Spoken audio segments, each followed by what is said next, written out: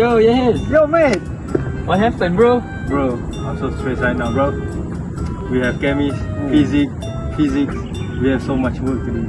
No, I'm sorry to hear that, man. Bro, I know this one place. What? You know Maldives? Hello, guys. This is a beautiful place, isn't it? Perhaps there's a place called Malé that well known for its iconic tropical views and exceptional marine life. Also, Malé also is a central hub for Maldives.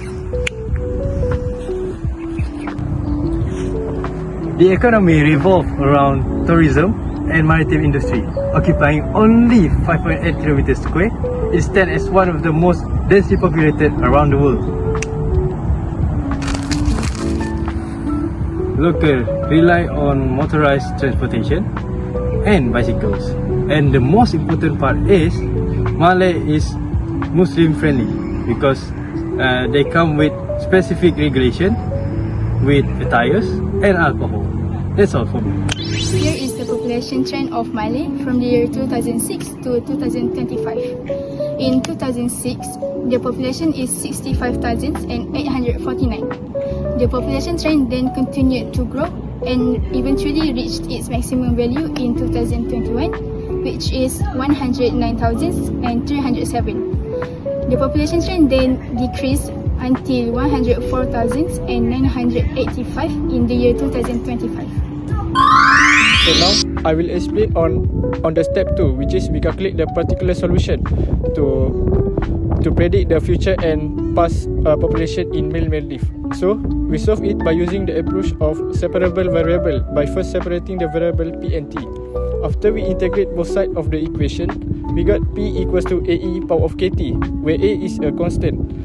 Then using the initial condition where t equals to 0 at 2006, population is equal to 65849.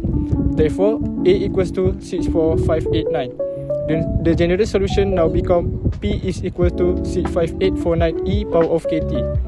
Then we can find the constant k by using the t equals to 1 at 2007. Yes. Population become 67394. Then we calculate the k value. We get k equals to 0.0231. Then lastly, we get the particular solution. P equals to ae power of kt, where a is equals to 65849 and k equals to 0.0231. Alright, now let's continue with step 3 and step 4 of our population model. For step 3, we are asked to predict the population in the future, specifically in the year 2030. To do this, we first determine the value of t, which represents the number of years from our base year, which is 2006. So we calculate t is equal to 2030 minus with 2006 and we will get t equals to 24. Next, we substitute the value into our exponential model. Pt is equals to 65,849 exponent 0.0231t. So p bracket 24 is equals to 65,849 exponent 0.0231 multiplied with t, which is 24. After calculating, we will get p 24 is equals to 114,636.2695. Now, here's an important point. Since we are dealing with population, which represents the number of people, the value cannot be in decimal places because you cannot have a fraction of a person. Therefore, we round the value to the nearest whole number.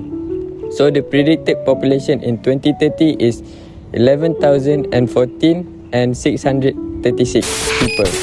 In this step, we are predicting the population in the past, which is the year 2002. Again, we calculate the value of t.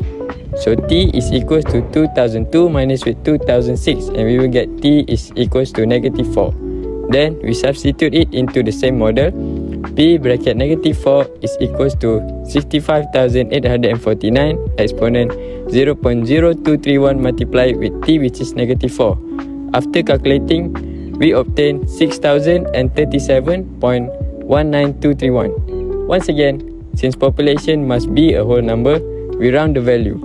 Even though the calculation gives us a decimal, it represents people. so it must be expressed as an integer. Therefore, the estimated population in 2002 is 60,037 people only. In conclusion, the exponential model allows us to estimate population values both in the future and the past. However, we must always remember to round our final answer because population refers to actual people and people cannot be expressed in decimal form. Okay, so for this part, I will present the graph for task 1. This graph shows the comparison between the actual population and the estimated population of Malé from 2006 until 2025.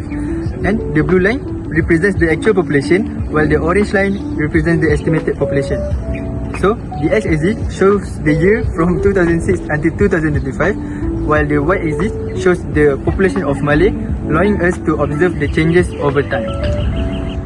Look at the blue line, the actual population increases steadily from 65,000 to over 100,000, although the growth slightly slowed down in the later years. For the orange line, the exponential estimation obtained from the Malthusian model shows a smooth upward curve. This model assumes constant percentage growth, which is why the line becomes steeper over time. Comparing both lines, the model fits well in the earlier years but starts to overestimate in later years. This suggests that real-world factors like limited space may affect actual population growth. In conclusion, the population is increasing but not strictly exponential, so the model has some limitations. Okay, let's look at the accuracy of the model. So based on the calculation, we estimated the estimated population value from the particular solution is 92330, while the actual population is 95611. This shows that the estimated value is not consistent with the actual data. So, to measure the difference, we have calculated the percentage error, which we get 3.43%. Even though there is a slight difference, this error is still considered as small value, which means the model can still give a reasonable representation of the population trend. The percentage error exists due to real population does not essentially grow exponentially forever. The graph plotted from particular solution represents mathematical prediction without taking any other factor into account. For instance, factors like geography, birth rate, death rate, changes in government policies, and unpredictable human behavior. The factors that influence the population growth in the past in Maldives are locals of Maldives are moving into Malé because there are better services such as schools and medical center.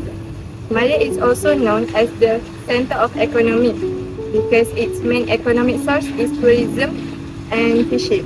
So there are many job opportunities. There are also foreigners who come, like our country. People from Bangladesh come as construction workers, and many from India also become teachers and doctors. Basically, foreigners who come to live in Malé are from nearby countries such as Bangladesh, India, Sri Lanka, feel that the salaries are higher than their own country. Moreover, when there are schools and medical centers, the quality of life also increase.